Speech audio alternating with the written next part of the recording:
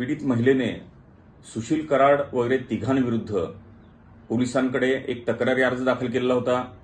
त्या तक्रारी अर्जातील तिच्या आरोपानुसार सुशील कराड वगैरे तिघांनी तिच्या व तिच्या पतीकडून काही रकमा जबरदस्तीने काढून घेतलेल्या होत्या, काही रकमा खात्यावर ट्रान्सफर करून घेतलेल्या होत्या, तिला दागिने विकण्यास भाग पडून त्या रकमा वसूल केलेल्या होत्या, रजिस्टर्ड खरेदी खत जबरदस्तीने करून जमीन नावावर करून घेतली होती असे आरोप होते।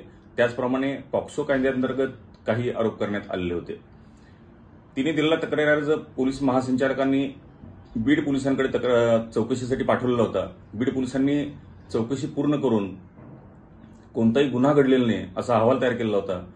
त्यानंतर तिने MIDC पोलीस स्टेशन सोलापूर येथे एक फिर्याद दाखल केलेली होती, परंतु MIDC पोलिसांनी सुद्धा प्राथमिक तपास पूर्ण करून घडलेल्या घटना या परळी शहरात घडलेल्या असल्यामुळे तिने तिथे दाद मागावी असं तिला समजपत्र दिलेलं होतं।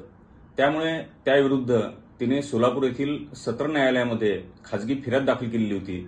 ती फिर्याद दाखल केल्यानंतर न्यायालयाने आरोपींना समन्स बजावलेलं होतं। त्यामध्ये आम्ही आरोपीतर्फे हजर होऊन म्हणणंही दाखल केलेलं होतं। त्या प्रकरणामध्ये न्यायालयाने सुरुवातीला MIDC पोलिसांनी अहवाल सादर करावा असा आदेश केलेला होता। त्यानुसार काल MIDC पोलीस स्टेशन सोलापूर यांनी न्यायालयामध्ये अहवाल दाखल केला आणि घडलेल्या सर्व दखलपात्र गुन्हे हे परळी शहरात घडलेले असल्यामुळे तिने तिकडेच दाद मागावी असं पोलिसांनी आपला म्हणणं दाखल केलं होतं, आपला अहवाल सादर केलेला होता। त्याप्रमाणे त्यावर काल न्यायालयासमोर युक्तिवाद झाला।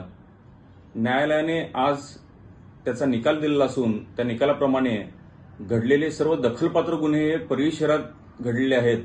त्यामुळे त्या कथित गुन्ह्यासाठी तिने तिथल्याच न्यायालयामध्ये दाद मागणे योग्य राहील असं निरीक्षण नोंदवून न्यायालयाने सोलापुरातील खाजगी फिर्याद फेटाळलेली आहे व ती फिर्यादीस परत करून तिने योग्य त्या न्यायालयात दाद मागावी असा आदेश पारित केलेला आहे।